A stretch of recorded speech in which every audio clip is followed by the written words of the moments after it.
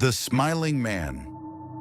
It happened a few years ago, in the middle of the night around 2 a.m. I was living in a quiet part of the city, near some older neighborhoods where the streets were dimly lit and mostly empty after dark.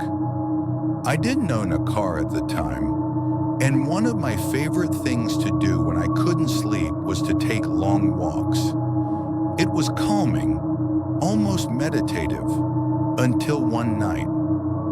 That night, I decided to walk a route I normally avoided, cutting through a narrow street behind some old apartment buildings. The air felt heavy, quiet, not peaceful, just silent in a way that made me feel like the world had gone still. About halfway down the block, I saw something up ahead. At first, it looked like a person, a man, tall, maybe over 6 feet, lanky, almost impossibly thin. He wore a suit that hung awkwardly on his frame, and he was no, not walking, he was dancing, a strange, uncoordinated kind of shuffle, as if he was swaying to music only he could hear.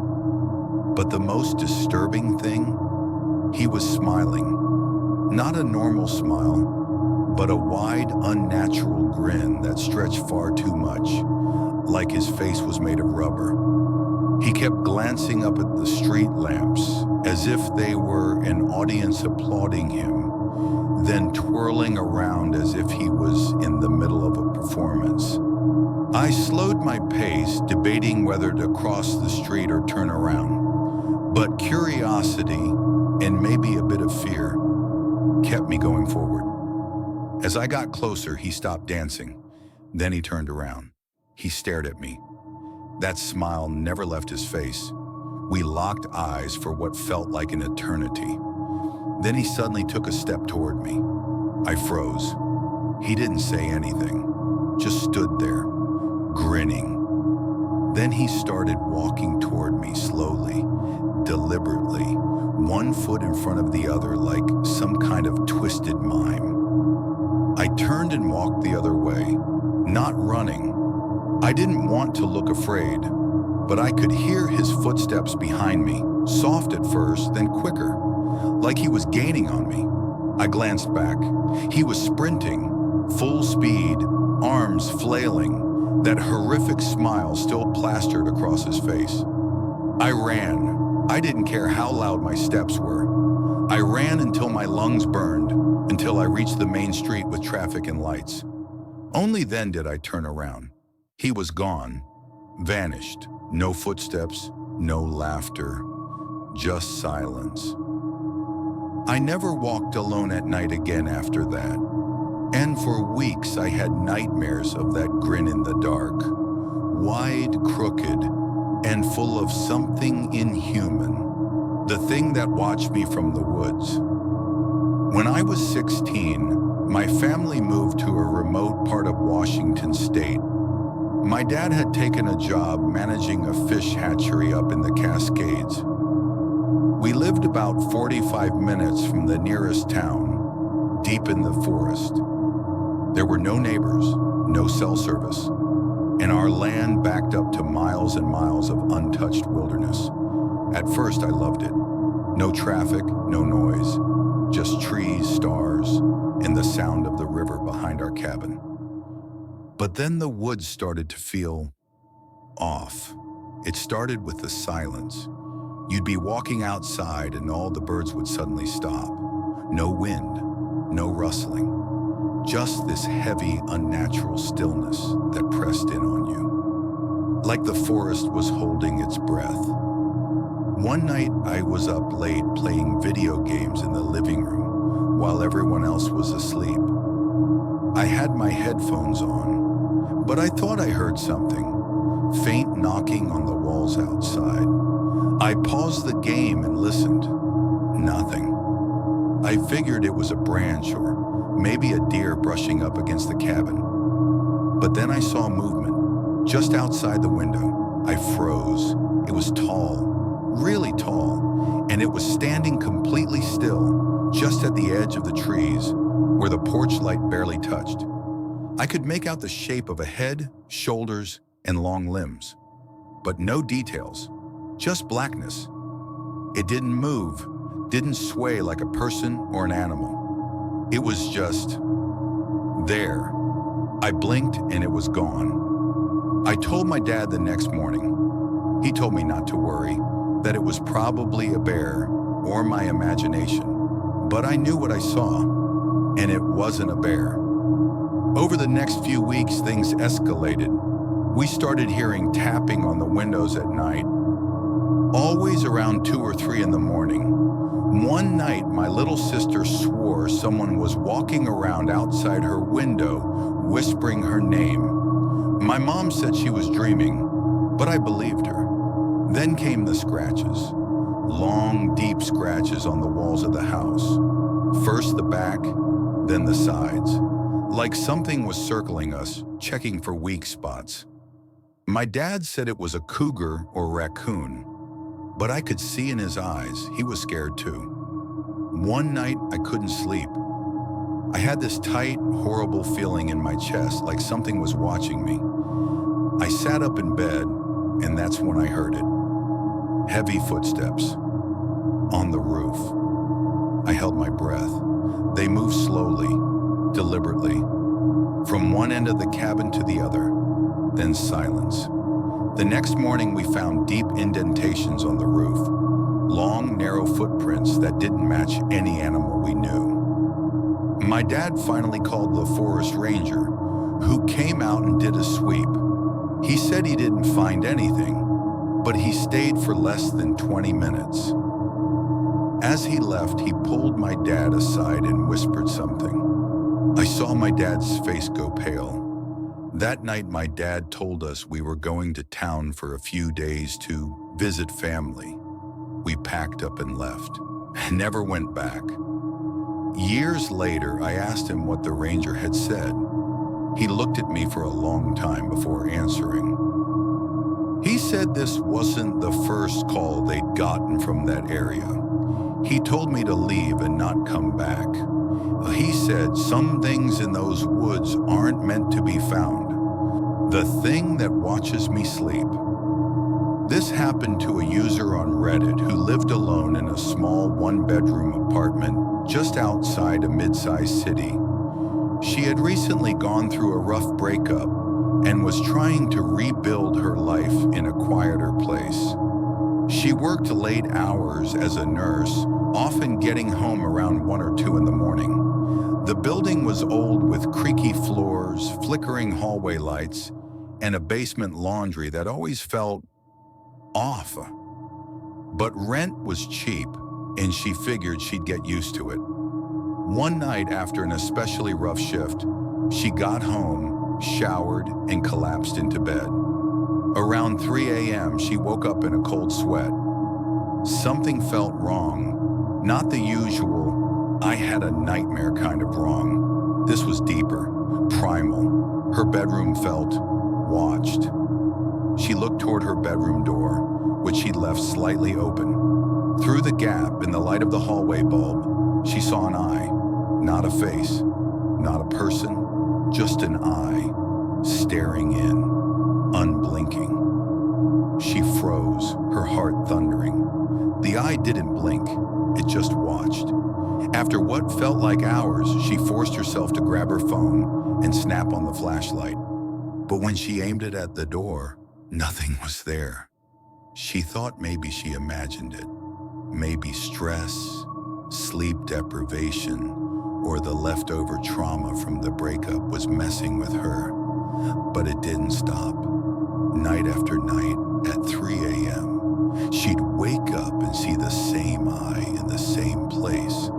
Sometimes closer to the door, sometimes further, always watching. She started keeping her door locked, but sometimes she'd wake up to find it slightly open anyway. One night she stayed up with her phone camera on, filming. She set up her phone aimed at the door and waited. She dozed off and woke up at 3:12 a.m. in a panic. The door was wide open, no eye. But when she looked at the footage the next morning, she saw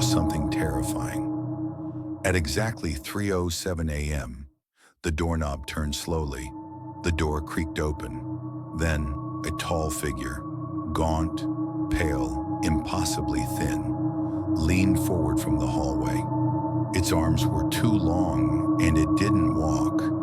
It just glided forward until its face was inches from the phone. No visible eyes, just black sockets.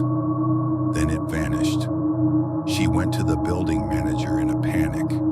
He looked uncomfortable, but finally admitted, "Yeah, you're not the first one. People say it's been here since the 90s. Some old tenant died in apartment 3B. Yours." That night she didn't sleep. She packed her things and left before sunrise. Never went back. Never even returned for her security deposit. To this day, she can't sleep in total darkness, and she swears sometimes when she's just on the edge of sleep, she still sees that eye.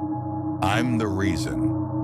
My friend's dad is in prison. I was around 11 when this happened. My best friend, let's call her Emily, was having a sleepover at her house and invited a couple of us from school. Her mom was out of town that weekend, so it was just us girls and her dad, who seemed cool. He let us order pizza, rent movies, and even let us stay up late. He was chill. Too chill. That night we were in the basement watching movies and playing games. Her dad came down a few times to check on us. Each time he brought snacks, soda, or just asked how we were doing. Totally normal dad stuff, but as the night went on, I noticed he seemed to be coming down more and more often. Once I went upstairs to use the bathroom, and I could feel him watching me from the hallway. Just standing there. No smile, no words, just staring. I tried to brush it off. Maybe he was just making sure we weren't getting into trouble. We eventually fell asleep in sleeping bags in the basement, lined up in a row. I woke up in the middle of the night feeling weird. You know that feeling when you're being watched? I opened my eyes slowly. Everything was dark except for the TV's glow. And there he was, sitting on the stairs, watching us, not moving, just staring. I didn't move. I pretended to be asleep, but my heart was pounding. Minutes passed, felt like hours. Then I heard him get up. I thought he was going to bed, but he wasn't. I felt a presence over me. I couldn't see much, just a shadow blocking the TV light. Then I felt a hand, just gently brushing my hair. I froze. His hand started moving down my arm. I stayed perfectly still, hoping he'd think I was asleep. He moved to Emily next. Same thing. Quiet, slow, deliberate. I didn't know what to do. Should I wake her? Should I scream? Eventually, he went back upstairs. The next morning, I told Emily what happened. She brushed it off, said her dad was weird but harmless. I tried to believe her, but it didn't sit right with me. I told my mom everything. She listened quietly. Then she called the police. An investigation started. Turned out, he'd been doing a lot more than just watching, not just to us, but to his own daughter. Emily, she never told anyone. He was arrested a week later. I never saw Emily again. Her mom moved away and took her with her. I think about that night a lot, about how close he was, about what might have happened if I hadn't woken up, about what he might have done if I had.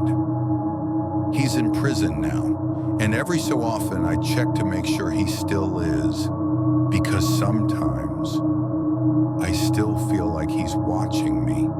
The man in the crawl space.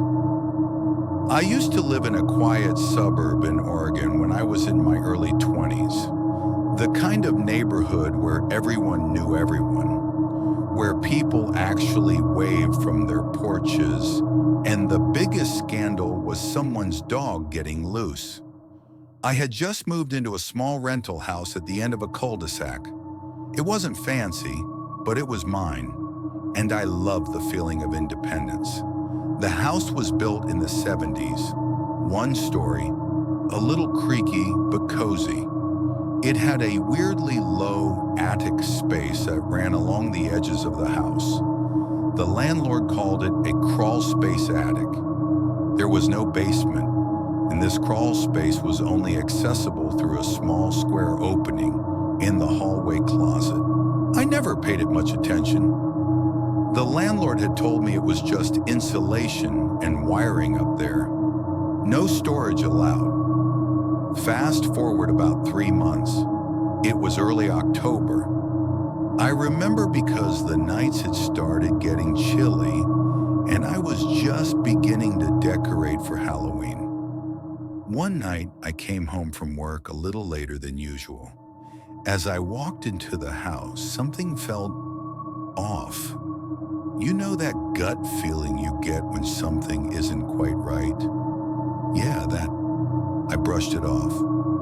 Maybe I was tired, but then I started noticing little things. The bathroom light was on. I was sure I had turned it off that morning. My bedroom door was closed. I never closed it. And worst of all, I could have sworn I heard something shift above me, like a soft scrape right from the ceiling. I froze. I live alone. No pets.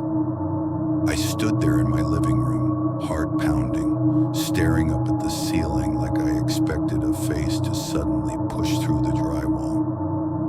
But after a few minutes of silence, I shook it off again. Maybe the house was settling. Maybe I had been more tired that morning than I thought. But that night, I couldn't sleep. Around 2:30 a.m., I was still awake when I heard it again. A faint thump above my bed. Then, a dragging noise. It sounded like someone crawling. I stayed perfectly still, trying to rationalize what I was hearing. Could it be a raccoon? A squirrel? But the sounds were too heavy, too slow. I mustered the courage to get up and grab a broom. I banged the ceiling. Silence. The next morning, I called the landlord. He brushed it off, saying it was probably some animal that had gotten into the crawl space. He said he'd send someone out later in the week to check.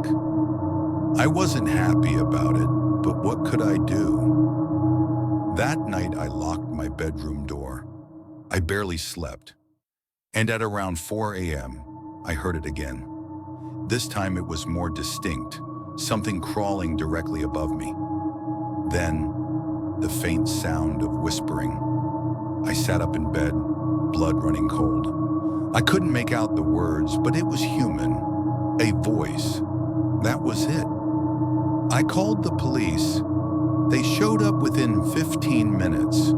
2 officers, both very professional, but clearly thinking I was overreacting. One of them went out back with a flashlight while the other followed me into the house.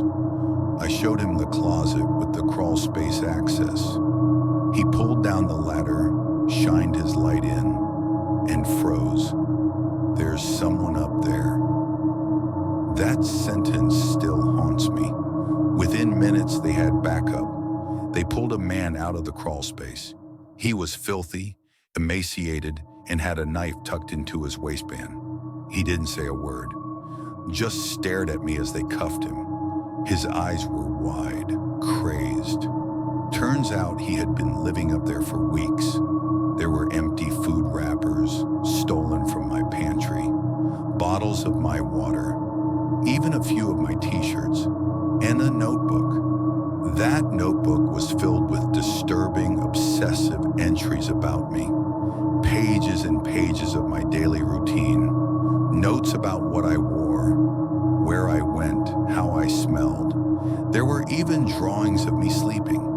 The police said he likely got in through a back window I had forgotten to lock. To this day, I have no idea how long he was watching me before I even noticed something was wrong. He's in a mental institution now. I moved out the very next week, and I haven't slept peacefully since. The Man in the Chimney. When I was 17, I lived with my mom in a small 2-story house just outside a rural town in Oregon. The kind of place where everyone knows everyone, and the woods press in close to the backyards. Ours backed right up to dense forest. No fence, no street lights, just trees and darkness. I had always been a little wary of those woods, especially at night. Something about them just felt off. One chilly November evening, my mom had to work the night shift at the hospital, so I was home alone. It wasn't the first time, and I usually enjoyed having the house to myself.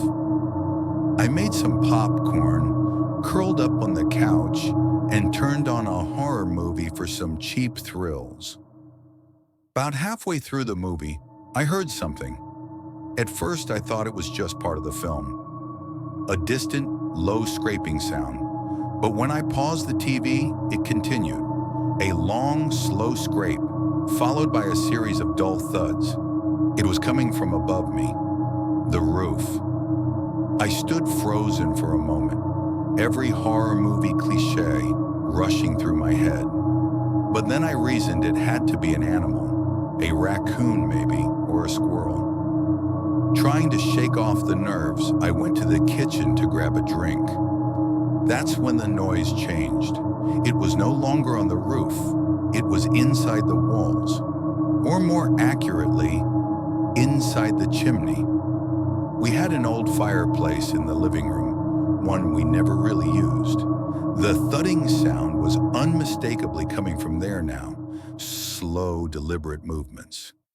Like something, or someone, was trying to climb down. I stood across the room, staring at the black opening of the fireplace, heart hammering. I couldn't bring myself to get closer. That's when I saw it. Ash fell out onto the hearth, then a hand, a pale, dirt-smeared hand with long fingers slowly emerged from the dark, gripping the edge of the fireplace. I couldn't scream. I couldn't move. All I could do was watch in frozen horror as an entire arm followed, then a shoulder. That's when instinct kicked in. I bolted upstairs to my bedroom, slammed the door shut, and locked it. I dialed 911 with shaking hands and whispered to the operator that someone was in my house, coming through the chimney. The dispatcher told me to stay on the line. I could barely speak. I told her I heard footsteps now, slow and dragging, moving across the living room below. Then, silence. I waited. Minutes passed. I heard nothing. Then, creak, my bedroom doorknob turned.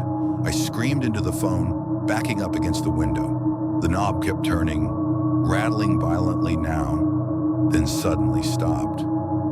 I heard footsteps again, retreating down the stairs. The police arrived 10 minutes later.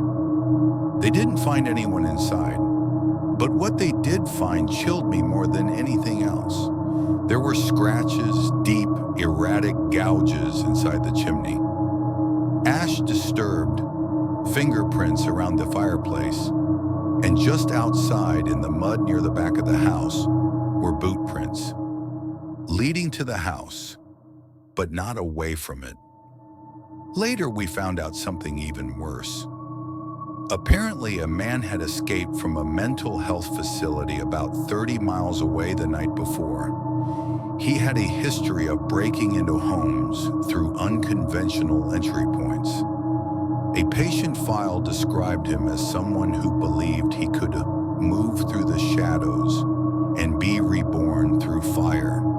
They never caught him. We moved a month later. To this day, I can't go near a fireplace without feeling cold all over. And every November, I swear I hear faint thuds on the roof, even if I'm nowhere near Oregon. found a hidden door in my house that shouldn't be there. It started when I was doing some basic spring cleaning in the attic. My house is old, about 100 years old, and there's always been a weird energy to it. The kind of energy that makes you feel like you're being watched, even when you're alone. I had moved in with my wife about a year ago, but we never bothered to explore the attic. It was just dusty boxes and unused furniture. But one afternoon, I decided to go up there to get rid of some of the old stuff. I was rummaging through a stack of boxes when I noticed something strange. There was a small door in the corner of the attic. It was completely hidden behind a wall of old furniture and forgotten belongings. The door wasn't even in the layout of the house I had seen in the blueprints. It looked like it had been covered up for a long time. At first, I thought it was just an old closet door or some storage space that had been sealed off. But the more I looked at it, the more it felt wrong. There was a thick layer of dust around the edges, but it had no handle or knob, just a faint line where the door met the frame. I could tell it was never meant to be opened. I decided to pry it open. Using an old screwdriver, I gently pried at the door's edges, and after a few moments, it gave way with an eerie creak. My heart started pounding in my chest as I slowly pulled the door open. What I found inside made my blood run cold. The small space beyond the door wasn't what I expected. It was a narrow, pitch-black corridor that seemed to stretch endlessly. I stepped inside and the door slammed shut behind me, trapping me in the darkness. I fumbled for my phone, using the flashlight to illuminate the path ahead. The corridor was narrow and barely big enough for me to walk through, but it stretched on for what felt like forever. The air was thick with an unnatural chill. As I walked deeper into the passage, I could hear faint whispers, like voices coming from somewhere far off. I kept moving forward, but every step felt heavier, as if the air itself was trying to hold me back. I reached what seemed to be the end of the corridor, but there was another door, this one old and rusted. It was much larger than the first and covered in strange markings that I couldn't quite make out in the dim light. I didn't want to open it, but something inside me urged me to do so. I forced the door open, and that's when I saw it. There was a room, small and claustrophobic, filled with old, dusty furniture. But in the center of the room was a large, rotting bookcase filled with old leather-bound books. There was something deeply wrong about it. An overwhelming sense of dread filled the space. The books seemed to move ever so slightly, as if something was watching them. I felt something brush against the back of my neck, and I spun around only to find nothing there. But the air felt charged, like static electricity had built up. That's when I heard it, the whispers, now much louder and clearer, coming from the books themselves. I couldn't take it any longer. I backed away slowly, not turning my back on the room, and stumbled out of the narrow corridor. As soon as I reached the attic again, the door slammed shut behind me. I ran down to the main floor and tried to calm myself. Later that night, I told my wife about what happened. She didn't believe me, of course, and we never spoke of it again. But that's not the end. Since that night, I've had nightmares. Nightmares of the corridor, the room, and the whispering books. And sometimes, just sometimes, I hear those same whispers when I'm alone in the house, like something is calling me back to that room. The silent neighbors. I lived in a quiet suburban neighborhood for a few years, and for the most part, it was peaceful. The houses were spaced out enough that we didn't see much of each other, but it felt safe. That is until the new neighbors moved in. The house next to mine had been empty for about a year before a young couple moved in. They seemed nice enough when I first met them, but there was something off about them. They never really talked to anyone else in the neighborhood, and I noticed that they only left the house at night. I'd catch glimpses of them through the window, usually standing still, staring at something. It was always at night. Their lights would stay on until the early morning hours, and there was never a sound coming from the house during the day. After a few weeks, I began hearing strange noises at night. At first, I thought it was just the house settling, or maybe some animal outside, but the sounds became more distinct. It was almost like someone was walking around in their house, but the footsteps were too deliberate, too heavy, and always the same. It would start just after midnight and go on for hours. At some point, I started hearing soft tapping on the walls. It sounded like it was coming from their house, though I couldn't be sure. One evening, I finally decided to confront them. I walked over, knocked on their door, and waited. When the door opened, the woman greeted me with a smile, but something about her eyes made my stomach drop. They seemed vacant, like she wasn't really seeing me. I mentioned hearing some strange noises coming from their house at night and asked if everything was okay. She just nodded and said, "Everything is fine, just a little restless lately." She didn't seem concerned at all. That night, the noises were worse than ever. There were loud bangs and what sounded like furniture being overturned. I couldn't take it anymore and decided to call the police. When they arrived, the house was quiet, but the strange thing was that when they knocked on the door, no one answered. After a few minutes, they broke in. What they found was chilling.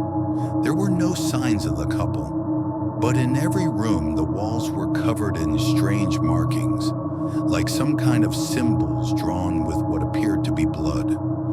The furniture was turned over, as though there had been a struggle. And the most terrifying thing, there was a room in the basement that had been locked from the inside. When they finally broke it open, they found a journal belonging to the woman. The last entry was a detailed description of someone, a visitor, who had been coming to their house every night for weeks. According to the journal, the couple had been having strange dreams. Dreams where they were forced to act out dark rituals. It mentioned that the visitor had been guiding them, telling them what to do in their sleep. But the worst part was that the visitor had never left. They were still there, watching them, even after they had moved. The couple was never found. The house was left abandoned for a long time, and after a few years they tore it down. But to this day, people say they still hear strange noises from that spot at night. The haunting of my childhood home. When I was a child, my family lived in a house that was, without a doubt, haunted. The place was old, creaky, and had an eerie air about it. I never believed in ghosts until I lived there, but now I can't shake the memories. It was a large, Victorian-style house built in the early 1900s, located on the outskirts of a small town. The first thing I noticed when we moved in was the strange, oppressive feeling that lingered in the air. It was as though something was watching us from the shadows. At first, I chalked it up to the house being old and needing repairs, But as time went on, things began to happen that couldn't be explained away so easily. I was around 10 years old when I first experienced something that made me question everything. One night I was lying in bed wide awake when I heard soft footsteps pacing outside my bedroom door. I thought it was my mom checking on me, but when I opened the door, no one was there. The hallway was completely dark. I went downstairs to find my parents, but they were both in the living room watching TV. I asked them if they'd been walking around, but they looked at me like I was crazy. The footsteps became a regular occurrence. I could hear them every night, pacing back and forth outside my room. Sometimes it sounded like someone was dragging their feet, other times like they were running. It was unnerving, but I tried to ignore it, hoping it was just my imagination. One evening I was home alone, doing homework at the kitchen table. It was late, and the house was silent. I suddenly heard the unmistakable sound of a door creaking open, followed by soft footsteps approaching the kitchen. I froze, heart pounding, waiting for someone to appear, but no one did. I slowly got up and walked to the hallway, expecting to see one of my parents, but once again, there was nothing. Over time, other strange occurrences happened. Objects would move on their own, books would fall off shelves without explanation, kitchen cabinets would open and close by themselves, and we'd hear strange noises coming from the attic. I never went up there alone. It always felt like something was waiting for me in the darkness. But the most chilling experience happened to my younger sister. She was around 6 years old at the time, and she loved to play in the basement, which was furnished with old toys and furniture that the previous owners had left behind. One day she came upstairs, pale as a ghost. She was shaking and crying, telling my mom that she saw a man down there. At first, my mom dismissed it as an overactive imagination, but when my sister refused to go back down there, my mom checked the basement. There was nothing down there, just old boxes and furniture, but my sister insisted she had seen a shadowy figure watching her. This wasn't the only time my sister saw something. On several occasions, she claimed to see a tall, dark figure standing at the foot of her bed late at night. She'd scream and run to our parents' room, but by the time they got to her room, there was no one there. One night, when I was around 16, I woke up to the sound of someone crying. It was faint at first, but it grew louder. I couldn't tell where it was coming from, but it seemed to echo throughout the entire house. I tried to ignore it, but the sound was too disturbing. I got out of bed and walked through the house, trying to find the source. The crying seemed to come from the basement. I hesitated, but curiosity got the better of me. I grabbed a flashlight and made my way down the stairs. As soon as I opened the basement door, the crying stopped. The air grew cold and the hairs on the back of my neck stood up. I shone the flashlight around the basement, but there was no one there. The floor creaked under my feet as I walked further in, and that's when I saw something that made my blood run cold. In the corner of the basement, there was an old rocking chair that had been there since we moved in. It was moving by itself, gently rocking back and forth as if someone had just stood up from it. I ran out of that basement so fast I nearly tripped in the stairs. That was the last straw for me. I begged my parents to move, but they insisted the house was just old and creaky. Over time, we eventually moved, and I never looked back. To this day,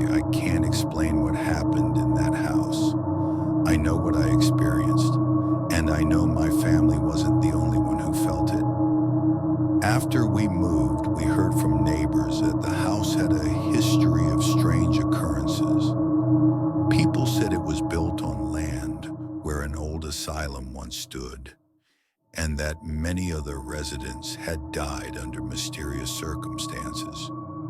Whether that's true or not, I don't know, but I'll never forget what happened to us in that house.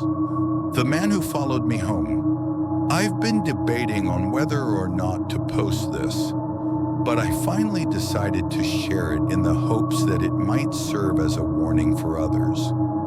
This happened about 5 years ago. I had just moved to a new city for work, and at the time, I was living in a small, one-bedroom apartment. The place was located in a nice neighborhood, so I never thought much about safety. One night, I was walking home from a bar. It was around 2 a.m., and there wasn't much traffic. The streetlights cast long, eerie shadows on the sidewalk, but I felt relatively safe. That was until I noticed a man across the street. He was just standing there, leaning against a lamppost, staring directly at me. I'm not the type to get paranoid easily, but there was something unsettling about the way he was watching me. I tried to shake it off, telling myself I was just being silly. But as I continued walking, I noticed that he started walking too. Slowly, he crossed the street and began following me. At first, I thought it might just be a coincidence. Maybe he was going in the same direction. But when I turned down a different street, he did the same. That's when my stomach dropped. I quickened my pace, trying to get to my apartment as fast as possible. I glanced over my shoulder, and the man was still there, maintaining the same distance. He wasn't rushing. He wasn't trying to catch up. He was just walking. The way he moved was unnerving, like a predator stalking its prey. I picked up the pace, now in full-on panic mode. I rounded a corner and started walking faster, but I could hear footsteps behind me, matching my speed. I was so close to my apartment now, but I didn't dare look back. When I finally reached the front door of my building, I rushed inside, heart pounding. I quickly locked the door and leaned against it, trying to calm myself down. I peeked through the peephole, half expecting to see the man standing there waiting for me. But there was nothing, no one in sight. I stayed inside for the rest of the night, locked up tight. I didn't leave again until the next morning. And when I did, I saw nothing unusual. But for the next few weeks, every time I walked home at night, I couldn't shake the feeling that someone was watching me. The worst part, I still don't know who that man was or what his intentions were. All I know is that I never felt safe walking home at night again. If you're reading this, please trust your instincts. Always be aware of your surroundings and never ignore that gut feeling when something feels off.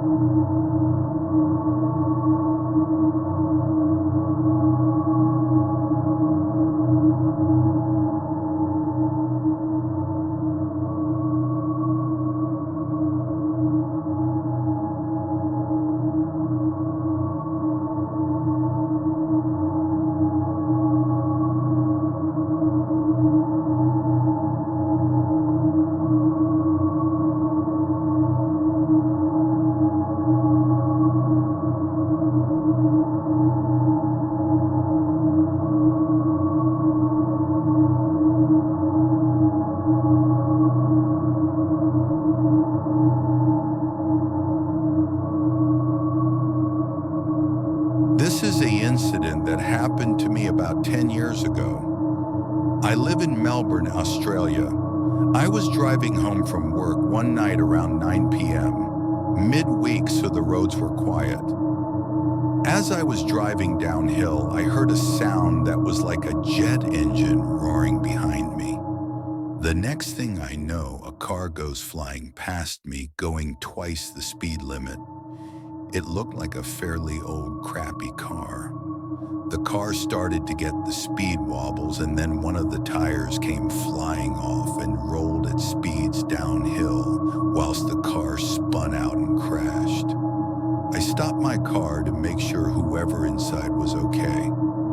A guy got out of the car and looked over at me, then started moving extremely quickly towards me.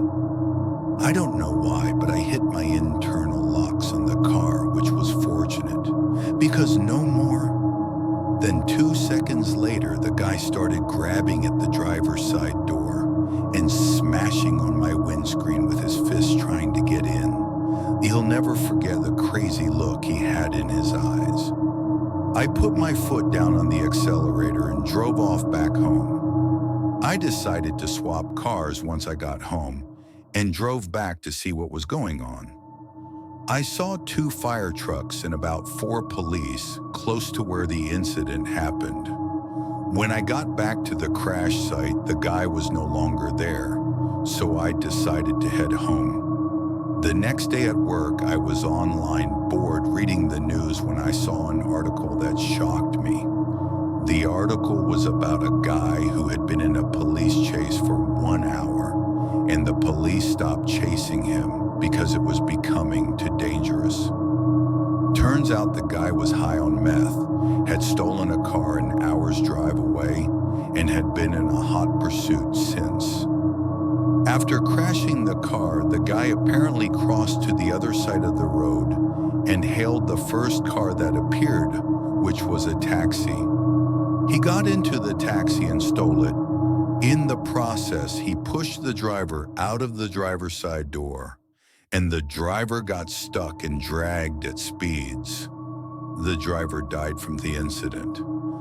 I called the police and had a detective assigned to me. He fingerprint checked my car and got a statement. I had to testify in the Supreme Court as a key witness in a murder trial. The guy got 30 years, and they told me that my testimony was one of the main factors in convicting him. I often think back to that night and wonder if I hadn't locked my doors, would I have been the one who got murdered? Back in the 90s, my mom was on the highway heading home from a friend's house late at night. She was driving a really nice Thunderbird. After a while, this big white van drove next to her, and the driver started performing some very rude gestures. And being young and dumb, my mom reciprocated the gestures. Then the dude pulled up a big Bowie knife to the window. My mom started panicking and sped up to get away, and the van was following right along. Then the guy tried to run her off the road. Keep in mind, they're probably going about 100 miles per hour. She gets on the exit to get home, and he's still following her. When she does get back to her house, which she shared with my grandparents, she pulled into the driveway, honking the horn and screaming, trying to wake someone up. The van pulls into the driveway just as my grandfather comes out in his underwear with a gun. The dude got scared and drove off. My mom wouldn't leave her house for a month except for school, but never at night. This is from the days when I used to live back home.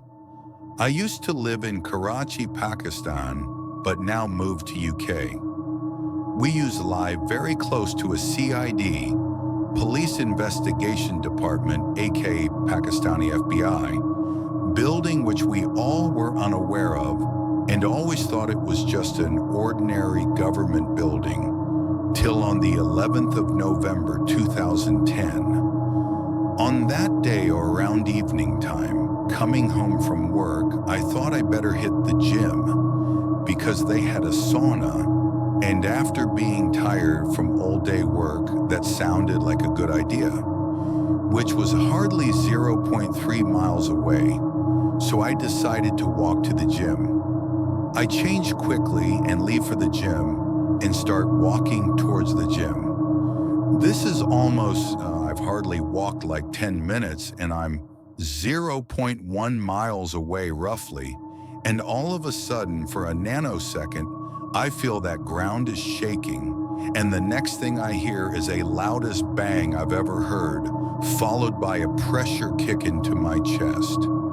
Now, to let you guys know, both the ears started bleeding because the bang was so loud. And for the reference, the kick in the chest was as bad as Big Show wearing military boots and kicking you in the chest straight with full force. Next thing, I'm on the ground covering my ears because they are in agony and covered in dirt trying to figure out what's happening. As I am trying to figure out, I can see all the cars' alarms have gone off. Anything made up of glass has been shattered in roughly 1 to 2 miles area.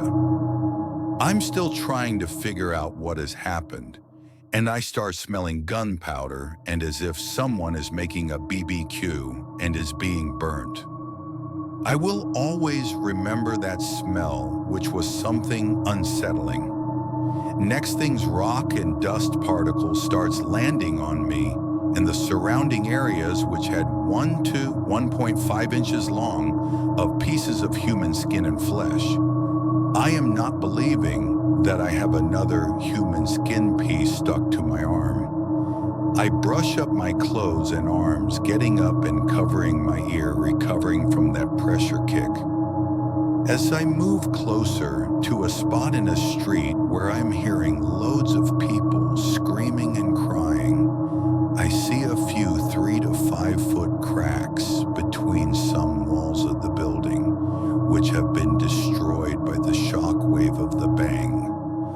I see the gap between a wall and move into the area where I see these scenes straight from a Hollywood movie, where people are crying, cars on fire, and dead bodies on the ground. By this time, I'm thinking it's a bomb blast, and that's what has happened. As I move closer, I see a 10-foot and 30-foot wide crater, which has been filled with the water, and the building, which was a CID building, is no longer there. There are hundreds of people lying on the ground crying for help, as some of them don't even have legs or limbs, or some don't have their complete bottom. I am still in a state of shock looking around, and I see a woman crying and hitting herself because she had her husband dead, whose legs and torso was missing. I seen that later. I see several people without legs, brains out, and no hands. One thing which haunted me for sure was a 18 to 20-year-old guy who was dead and lying on the floor towards his chest on the floor, with his neck turned towards me. I can still remember him looking straight into my eyes. His feet were flipped the other way around. After the police arrived and media arrived, I came back home after it got crowded. After I came home after the dusk every day, I would see that 18 to 20-year-old boy standing and staring into my eyes. I would wake up screaming throughout the night and see that guy standing at the door, just staring at me. For 2 to 3 weeks, I would see this guy regularly during midnight, standing in my hallway, staring through my soul. I still remember that guy's face and the shock wave and the sound of the blast. According to BBC, it said, eyewitnesses said the blast left a crater 12 meters, 40 feet, wide in front of the gutted building in Pakistan's financial and commercial capital. February 1993, Merseyside, England. A young boy aged 2 goes missing from a shopping center. When he'd been missing for a few hours, a widespread search begins for him, but he isn't found until Valentine's Day, 2 days later. He is discovered 2.5 miles away on a railway track. He is dead. His body is mutilated and has been severed in half by a train. One of the boys threw blue Humbrol modeling paint which they had stolen earlier, into Bulger's left eye. They kicked him, stamped on him, and threw bricks and stones at him. Batteries were placed in Bulger's mouth, and according to police, some batteries may have been inserted into his anus, although none were found. Finally, the boys dropped a 22-pound iron bar, described in court as a railway fish plate, on Bulger. He sustained 10 skull fractures as a result of the bar striking his head. Thompson and Venables laid Bulger across the railway tracks and weighted his head down with rubble, in the hope that a train would hit him and make his death appear to be an accident. After they left the scene, his body was cut in half by a train. Bulger's severed body was discovered 2 days later on the 14th of February. A forensic pathologist testified that he had died before he was struck by the train. A few days later, 2 10-year-old boys, Robert Thompson and John Venables, were arrested and later found guilty of his murder. Dr. Alan Williams, the case's pathologist, stated that Bulger suffered so many injuries, 42 in total, that none could be isolated as the fatal blow. I grew up on a farm with a long dirt lane the only way in. I have always enjoyed walking up the lane because it was so quiet and peaceful. There were a few newer houses back the lane, but most of the time I was completely alone. When my grandmother was diagnosed with cancer, my mom had a double-wide trailer put in for her at the top of the lane so she could help with her care. Grandma planted her last live Christmas tree beside the trailer and babied it something funny. After she died, my brother bought the few acres her trailer was on and built a house there, being careful not to hurt Grandma's tree. I was out walking one morning and passed a strange lady walking a dog and said good morning. The lady stopped and looked at me for a second and said, "Your grandma is here."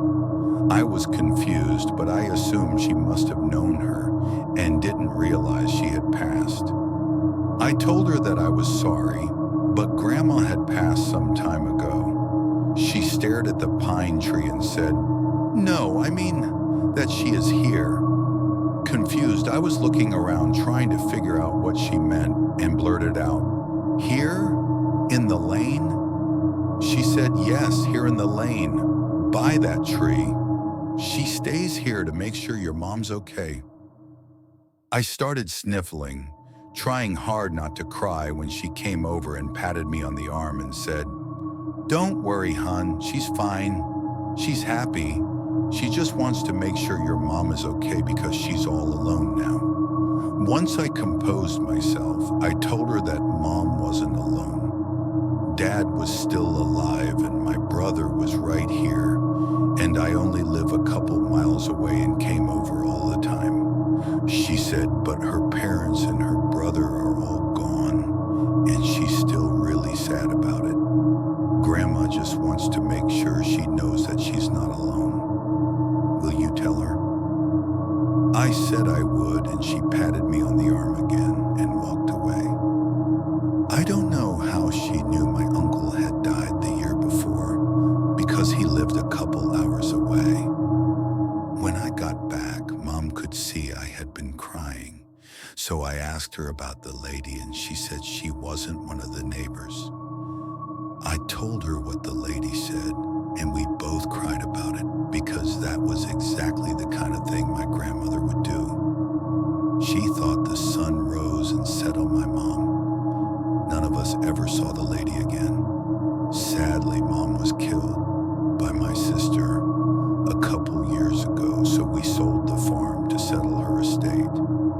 We had to notify the neighbors because Mom owned the lane, and to this day, nobody knows who the lady was. The only blonde that any of us knew that lived back the lane was a little girl named Chrissy, who died of cancer when we were in first grade. My brother